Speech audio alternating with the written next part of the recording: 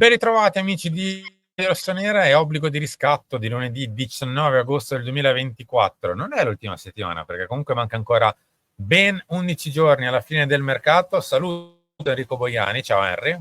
Ciao, buongiorno a tutti e ben ritrovati invece io da una fresca Milano, fresca Oh, Milano, perché sono scese bravo. un po' le temperature proprio appena sono ritornato in terra lombarda e va benissimo così. Bravo. Mancano, come detto, una decina di giorni, si chiude il 30 in serata per quanto riguarda il calciomercato e poi ovviamente si parlerà solo e soltanto di campionato, così come faremo oggi, insomma, ci dividiamo un pochino in due rispetto a quello che è successo nel weekend con il Milan che ha pareggiato, l'Inter anche, il Napoli travolto, la Juve stasera. Punti di domanda, vedremo cosa farà contro il Como, potrebbe essere l'unica delle quattro indiziate a essere a punteggio pieno. Detto Insieme questo, Henry, all'Atalanta che gioca questa sera anche l'Atalanta, se che però sta decidono di non vivendo un. partire tutti i giocatori, però. Esatto, cioè l'Atalanta sta letteralmente facendo un mercato stile Football Manager barra FIFA, cioè vendendo tutti e comprando tutti, Non è non lo colpa so. sua, sono i giocatori che. No, no, ma infatti, però bravi a sostituirli in credo 8 ore, bravissimi a fare questo in La gente che caso. si rompe, gente che chiede la cessione, Però vabbè, ma altro infatti è una milloro. situazione un po' particolare, ma vabbè, è stato un weekend in cui la X ha dominato, perché anche la Roma ha pareggiato a Cagliari, insomma tanti pareggi. La Lazio forse è stata quella un pochino più convincente, con il 3-1 al Venezia, tra l'altro poteva finire 5-6-1 quella partita, quindi forse la Lazio, anche visto l'avversario, probabilmente è stata quella un pochino più convincente, però una Serie A che è ripartita con tutti un po' zoppicanti. Staremo a vedere se la Juventus e l'Atalanta saranno di questo, insomma, si accoderanno agli altri oppure invece vinceranno. E per la ripartenza della Serie A io non posso fare altro, Simo, che chiedere un mi piace, cioè cliccate il tasto like, è ripartito il campionato, siamo tornati diciamo quasi a pieni ranghi qui con voi, quindi il like, il commento, la condivisione, l'iscrizione al canale, l'abbonamento se volete supportarci, insomma continuate col vostro supporto e grazie a tutti coloro che lo fanno. Allora, da dove vuoi partire, Henry? Dai, decidi tu. Campionato o mercato? Ma io terrei il filone che abbiamo intrapreso col campionato, dai, perché è stato Ah, un primo poi weekend un po' particolare. sul mercato Eh? avremo le cessioni Mm. e un possibile ultimo colpo a centrocampo vincolato sempre a una cessione. Quindi in realtà prima bisognerà fare un mercato in uscita per poi parlare del mercato in entrata, ma come hai deciso tu, no, lo faremo nella seconda parte. Nel caso scrivete nei commenti no, volevo il mercato. Questo è quello che scrive Gazzetta, giusto per farci un'idea di quello che possiamo raccontare, ovvero la formazione di quello che si è visto sabato, un Milan un po' squilibrato, diciamo così, un po' sfilacciato, che ha preso qualche azione di troppo del Toro, che non è nemmeno riuscita a costruire granché, se non con Raffaele Leao in qualche circostanza, è una volta credo con Pulisic, se non ricordo male. Per il resto, Henry Z propone un cambio radicale già da Parma per vedere una squadra un pochino più vicina a quella che può essere quella titolare, pur mantenendo della Zummo Pulisic in tre quarti. Quindi con i nuovi arrivi, io non penso che li butti dentro tutti insieme appassionatamente, se no veramente non ti dico che non si riconoscono perché non sanno chi sono uno con l'altro, però non hanno mai giocato insieme Emerson, Tomori, Pavlic e Teo Hernandez. Mm. Fofanai, Reinders, nemmeno. Salmacher, Pulisic, Leao, Ni, cioè sì, in realtà in questo mese di preparazione, e Morata là davanti. Tra l'altro Morata credo che fosse allenato da Allegri qui addirittura, però vabbè, nella foto. E Oh, Teo oh. era in una delle sue 18 capigliature, ma nelle prime 5, quindi un po' anche lì, anche Teo di anni fa, ecco. Partiamo da due presupposti. Pulisic tre quarti, ma con Salmacher a destra, già un pochino più ragionata la questione, non tutti avanti appassionatamente, chi si è visto si è visto, però devo dirti anche, Henry, che avrei fatto per la prima partita magari un pochino più di ibrido, però Cioè tra nuovi e vecchi, intendi? sì, sì. Tipo, Io hai speso un Matteo Gabbia per non andare a toccare la linea difensiva troppo, che comunque deve cambiare, ma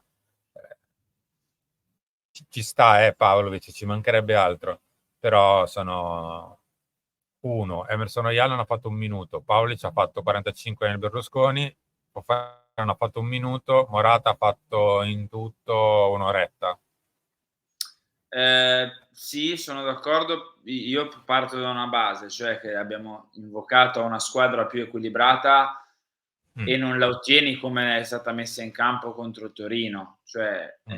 ormai anche i 4-2-3-1, quelli un pochino più, come dire, aggressivi, penso, che ne so, al Bayern Monaco, penso al Manchester City, anche se il City poi quando ha il pallone ragiona diversamente, hanno sempre un centrocampista più offensivo che difensivo, per carità, ma sempre un centrocampista nella posizione di tre quarti, no? Quindi vedere invece 4 attaccanti praticamente, di cui uno è Jovic, sappiamo che Jovic è un attaccante utile non dal primo minuto, non da solo, e con tutte, diciamo, le cose che abbiamo capito l'anno scorso. La formazione che vediamo è un po' più equilibrata. Qui il centrocampista o comunque il giocatore più d'equilibrio è a destra, perché è Salma Kerr, e, però ecco, ai Pulisic, ai Leao e ai Morata, che abbiamo capito anche qui nella prima partita, è bastata credo mezz'ora per capire chi sarà l'attaccante titolare, non che ce ne fosse troppo bisogno. Per quanto riguarda invece il centrocampo, io credo che quella sia la coppia titolare, cioè non si scappa da quella coppia lì, perché uno è un centrocampista molto difensivo e ti serve, che ha quelle caratteristiche lì, l'abbiamo aspettato 2 mesi, e l'altro è forse il motore costruttivo, passatemi un po' il termine, di questa squadra, cioè Reinders, e anche l'ingresso di Reinders con Torino ha dato il suo impatto. Quindi credo che siano le scelte giuste. Bisognerà capire poi cosa fare con Loftus-Cheek, se sarà un titolare o meno di questa squadra, se giocherà in tre quarti o verrà speso di nuovo davanti alla difesa. Bisognerà capire, come dicevi tu, la retroguardia come verrà assemblata nel tempo, perché Pavlovic è un investimento, però rischi che sia un po' tutto nuovo e quindi magari di lasciare altri punti per strada. Insomma, ci sono un po' di dubbi, diciamo, creati nella sfida contro il Torino. Speriamo che vengano spazzati via con più equilibrio, con Fofana, con un giocatore un po' più di equilibrio anche in tre quarti e con un attaccante che dà una grossa mano anche da quel punto di vista lì. Guarda, mi ricollego a questo per parlare di mercato, perché eh, abbiamo visto anche nella grafica precedente con Fofana e Reinders, che potrebbero essere sicuramente al momento sulla carta la coppia titolare, che per tenere botta serve, a parte Reinders che fa, diciamo così, un mestiere a parte, ma serve Fofana.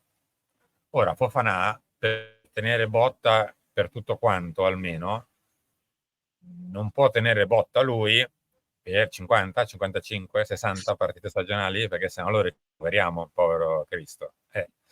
Quindi probabilmente, come dicevamo anche nel recente passato, se vuoi fare questo tipo di squadra, se vuoi fare questo tipo di calcio, se vuoi fare questo tipo di formazione con Pulisic in tre quarti, soprattutto, e allora ti serve magari un centrocampista in più e uno in meno di quelli che abbiamo, che forse così come siamo strutturati farebbe fatica a tenere botta.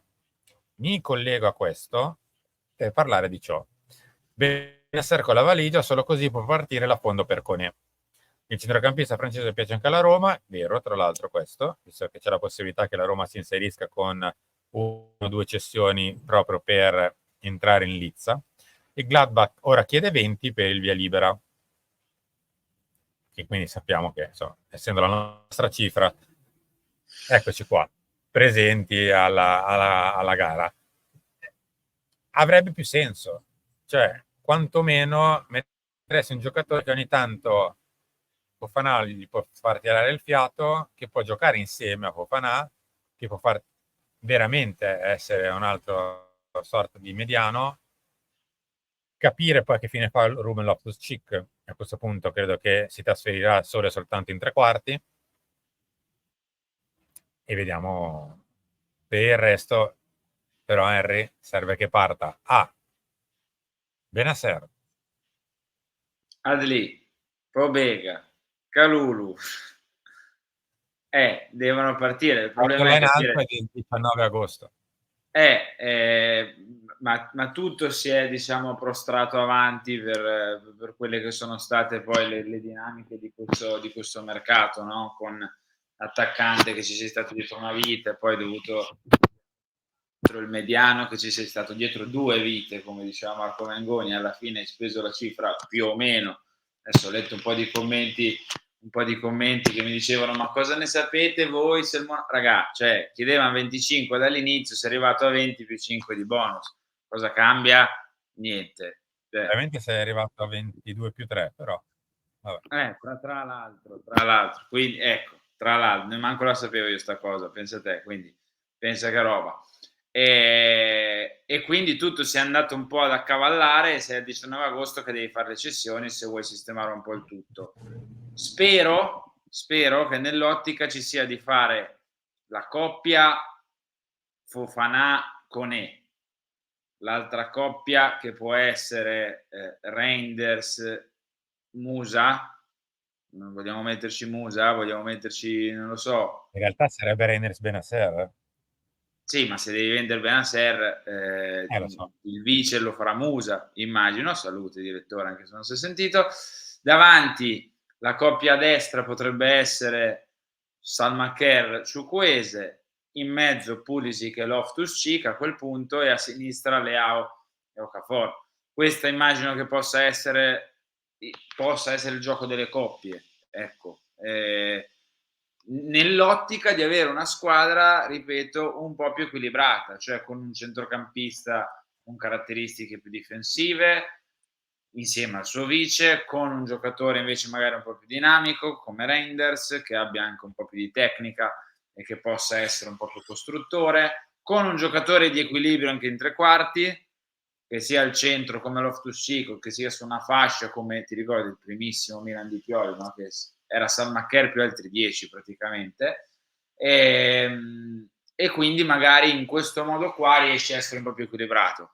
Detto questo, va bene il mercato, va bene le idee, più equilibrio, meno equilibrio, il Milan deve cambiare qua, per quanto mi riguarda. Cioè, la prima, nell'elenco non c'è l'equilibrio, non c'è tattica, non c'è mercato, non c'è nulla di tutto questo. Il Milan deve cambiare di testa, deve fare uno switch. L'anno scorso è terminato, basta giustificazioni, basta scuse, basta aggrapparsi a qualsiasi cosa, bisogna tornare a vincere le partite e a competere. E per farlo bisogna fare uno switch di testa, perché appena, ripeto, da San Siro il cambio è stato proprio visibile a occhio nudo. Appena sono entrati i big, tra virgolette, cioè i Morata, i Teo Hernandez, è cambiata un po' la musica proprio a livello d'atteggiamento. Magari è un caso, magari no, però bisogna affrontare le partite dal primo minuto così, non che arriviamo come sempre sotto di 2 gol, ne facciamo 2 in 10 minuti e che bella la rimonta, però hai preso 2 gol a partita. No, bisogna cambiare di testa perché altrimenti diventa il 23-24 bis e non va bene. Henry, noi ci ritroviamo come al solito per tutti i nostri appuntamenti, non a Mattino Milan e nemmeno a Chiama Milan, perché insomma Mattino Milan tornerà il 2, no, l'1 perché, anzi no, il 31 addirittura, perché il mercato chiude il 30, quindi È il quello che 31. vuoi. No, perché ero abituato che chiudeva il 31 il mercato. Chiude il 30, quindi il 31 torna Mattino Milan. Chiama Milan invece, resta ancora in vacanza. Tornano oggi però i due appuntamenti live da studio, ovvero Lunch e Talk. In serata invece ci sarà la seconda puntata di Milan Futuro, ovvero la nostra trasmissione legata alla squadra B del Milan che, vincendo con doppietta di Camarda a Novara, si è qualificata per il turno successivo di Coppa Italia Serie C. Oggi c'è una puntata che parla sia della partita che di presentazione della stagione, della rosa e quant'altro, quindi ci ritroviamo questa sera alle 19. Ringrazio. Ciao, a dopo al talk. Ciao.